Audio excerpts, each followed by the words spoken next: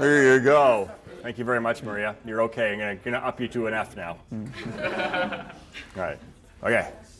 Cool. Brandon, welcome. Welcome. Thank you. How long has it been since you've been out? 3 years now. 3 years. And what's changed in 3 years for you? Everything. Literally everything from like waking up in the morning to like when I actually waking up in the morning. bed. You mean you have to actually wake up as opposed to school? Yeah, more earlier now. Call times are like 6 in the morning most times, or I'm leaving my house at like 5 to get to set for 6 or whatever it may be. But in general, just like my knowledge on the industry, you know, like in school, you kind of like learn the basics just kind of with what's provided around you. You know, you learn about camera department, grip and electric, all that jazz, audio, but there's so much more of it. Like, you know, greens departments, pet wranglers, like all these on-set jobs you would never, ever expect. And they pay a huge role at the end of the day, especially art department. Art department, I never thought I'd care about so much, but at the end of the day, if the art department makes the set look good, I know I can make it look good with lighting and camera. So just what goes into everything, that's really been what's really changed for sure.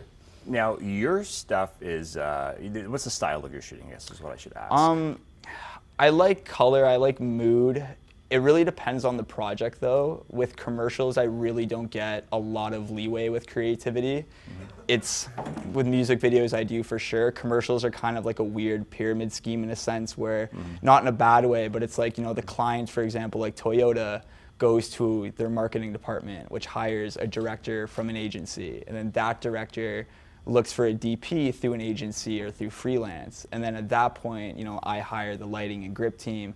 But me and the director usually have a vision, for example, on how we want the piece to go. But the client at the end of the day has all that say.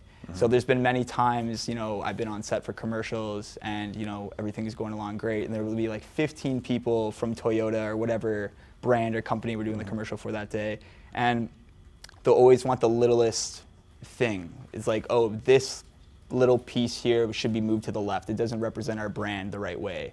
And it's those things that are very unexpected, and those are the things you have to learn to deal with for sure. So it's hard to have a creative style in commercials, for example, because it's very high key most of the time, but music videos, I like to make them dark, moody, hard light from the exteriors, soft light from the interiors, motivate as much light as I can, or add a lot of color when it's needed. So yeah, I try and have a different style for every kind of genre of work, but it's also based on the project a lot of the time as well. Cool. So you will meet with the director ahead of time. You'll discuss what the vision is, and now chances are that director has come to you because that person knows your style or your openness is going to fit in. And how important is it to be really open, or do you want to say, no, this is my style. If you want this style, you hire me? I think it's a bit of both, because at the end of the day, like currently, like I'm a super young guy. Like I'm not represented by any agency or anything like that. So like I'm representing myself. So every piece of work that I do, it has to be something that I think, you know, even the money is good. Like even if it's not, like it has to be something that I see as an investment going forward. You know, is this going to get me more work with that director? Is this going to get me more work with that agency? How is this going to impact my career like 2 to 5 years down the road? So it's questions like that I'm always asking for sure. But yeah, pre-production is definitely a very big process that I like to be a part of as early as possible, because I feel like that's when I get a lot of that say. For example, with commercials, I always get hired on when they've already found locations, they've already found talent, and it's like I really don't get too much say. I show up to the tech scout with my gaffer, my key grip, and we talk about lighting and all about that, but it'd be nice to have, you know, a say on location, because sometimes I show up to the tech scout, you know, this place doesn't look that nice. Or whatever. So it's nice to be brought on as early as possible. Where with music videos, I find DPs get a lot of say with the director, depending where the funding's coming from. If the funding's coming from a label, then you really don't have much say at all. But if it's like independent, or if there's a grant or something, you do generally get a lot of collaborative effort for sure. So crew then, so you're often hired by people who know you, and then now so the crew, you're lighting, your grip, are they the same people most of the time? And I guess what I'm going to say is what's the criteria that you're looking for when you're hiring those people? For sure. For every job, it's a little bit different. Like for me, my most 2 important guys on set at all times are my first assistant camera and my gaffer.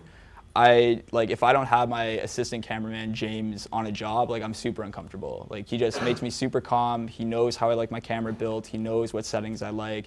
He knows, for example, if we shoot red, I like to downshift tint 16 stops. Like he knows everything that I like and vice versa. And we basically communicate off mind. You know what I mean? I just have to look at him on set and he knows to pull backwards or forwards, or he knows I need another card or battery.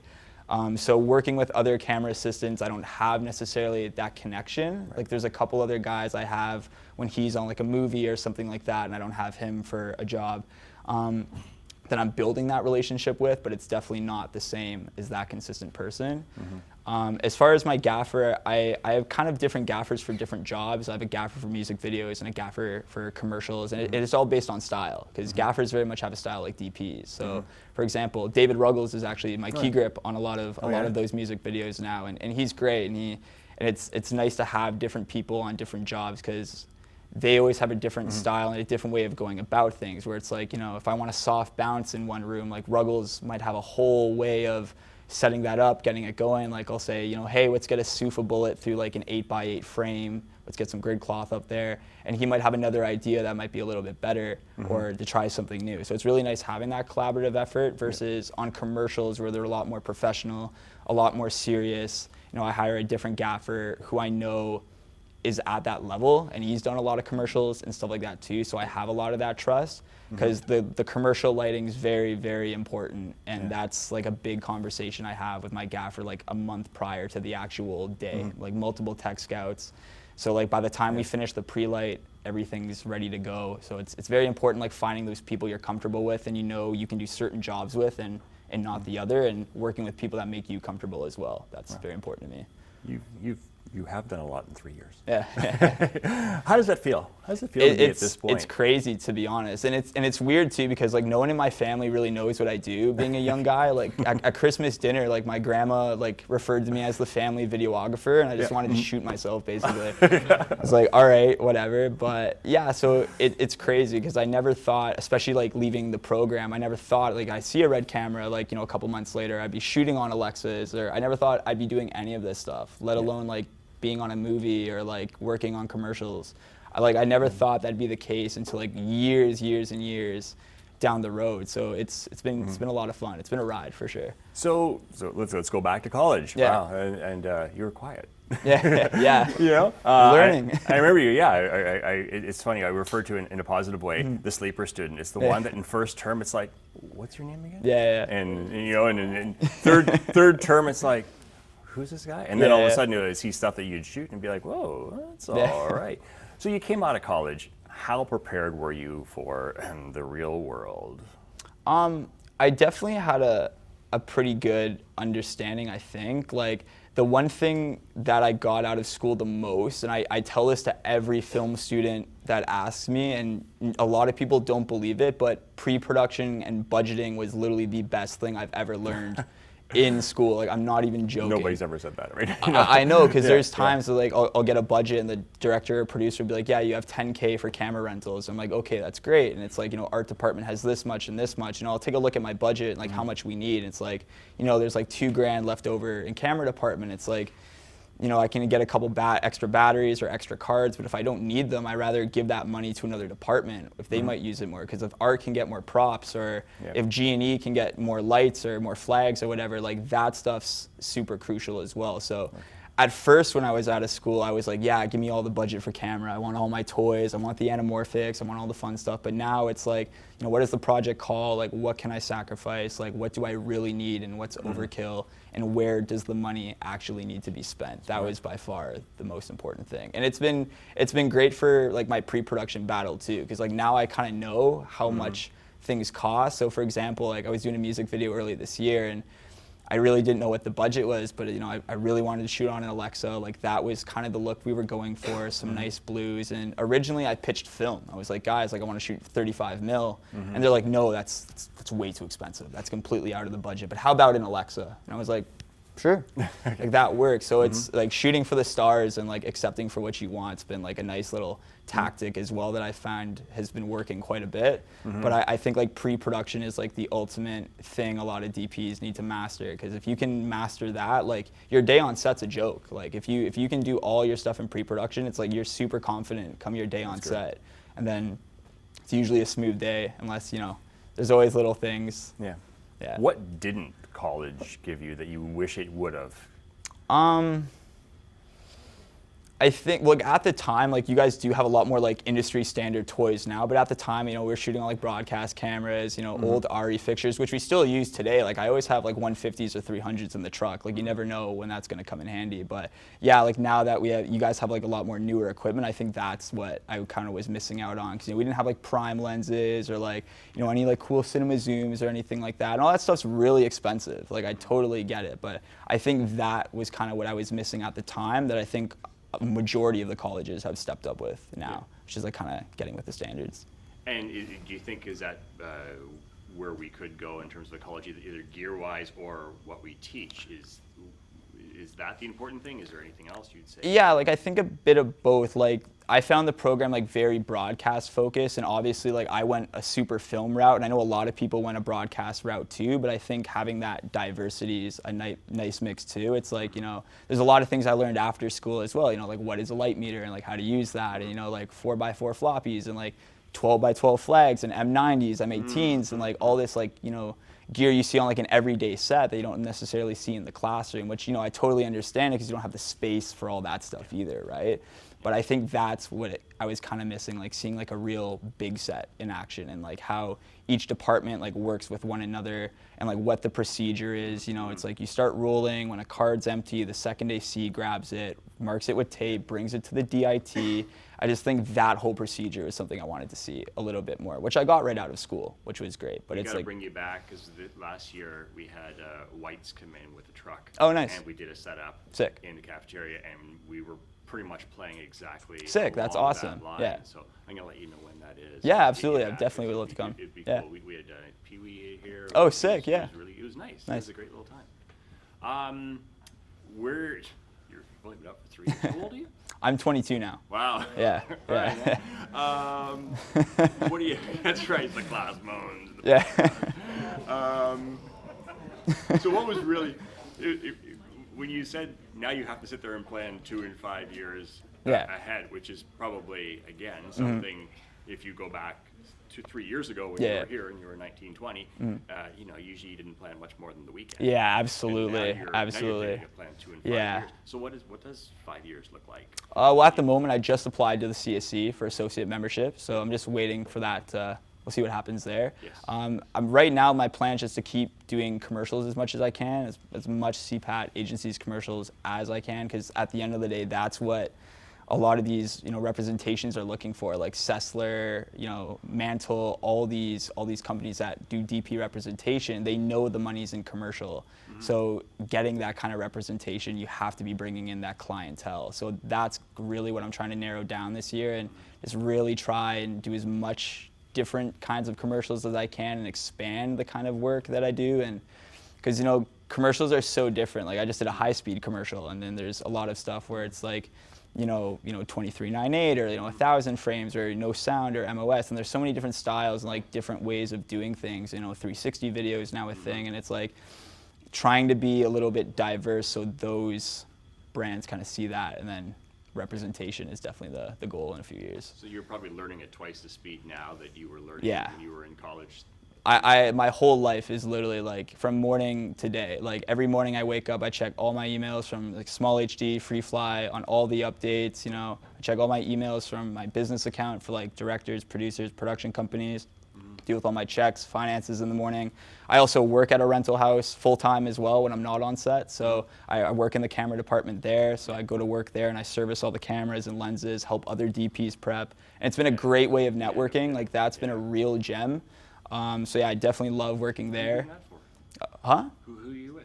I'm with Ontario Camera. Okay, oh yeah. Yeah. So it's been great there, and Daniel's a great guy as far as a boss, and yeah, it's been great. Like having the leeway to go on set's been incredible, because like I truly feel like being in there, I learned so much on set. Like I can't, like how many times have you called me to like fix something over the phone for you, and like little things like that. So having that like extra knowledge on like, you know, just having to solve like a quick on-set problem, it's really helpful. It's really helpful. Yeah, so that teamwork thing among DPs, and off to the side here's Nina. Yeah.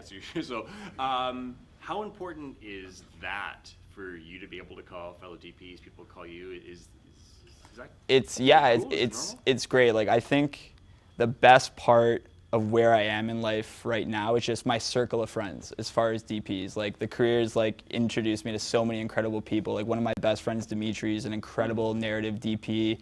Nina is incredible at what she does too.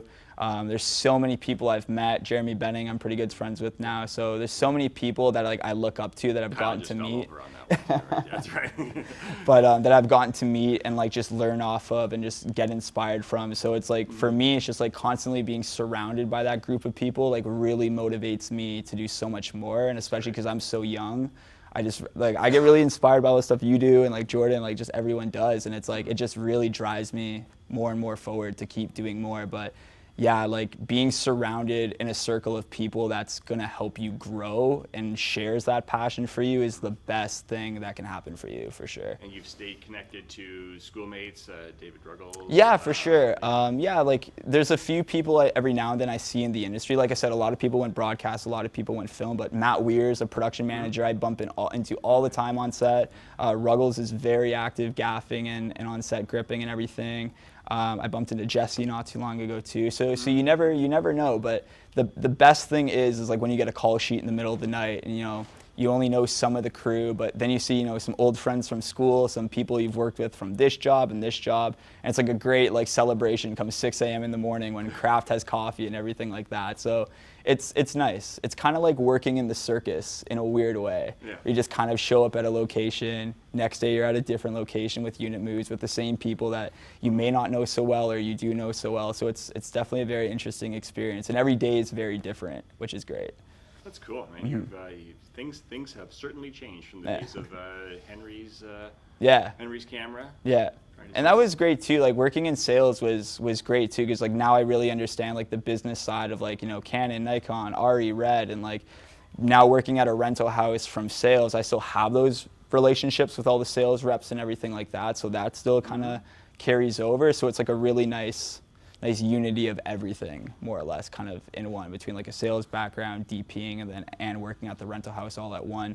It's like very well connected in that sense with everyone. So it's something you want to do maybe more than 5 years down the line. Do you want to get documentary stuff? Do you want to do something big? Do you want to go feature? Yeah, like I definitely would love to do a narrative or feature, and it's funny because that's like a very interesting topic in Toronto right now, I think, for DPs, with like Netflix possibly coming here and all that jazz. I think a lot of people are really going to consider going union for camera, but camera union's a little interesting right now, and especially at a young age. Like, my biggest concern is if I join IA, they're going to kick me all the way back to a trainee, and then I won't DP anything again until I'm like 40, and then it's, well... Yeah. That's kind of the awkward thing. So I think a lot of people who are freelance are kind of like that. But yeah, like I definitely want to do more features and narratives. The issue with that on an indie level is just always budget and like planning. It's tough. Like I worked on a 30-day feature before that was maybe like $100K, and that's really not a lot of money for a feature, right? So it worked. Like everyone got okay rates, but that truly was probably the best experience I got like on set. Like I got to work on a feature with like two of my best friends, one of which does all of Drake's music videos now, and it's great. Like that was really good networking, and everyone I met from that feature I work with all the time on set now. So it's crazy where like one job can lead you to another, because that, like I tell people all the time, like that feature I think is what really kind of helped me really get started. Just like networking, meeting a lot of people, and like having that close, tight relationship. Solid, man. This is great. Congratulations. Thank you. Success, Thank you. Man. Yeah, great. Thanks for coming in. Yeah, anytime. Thank you very much.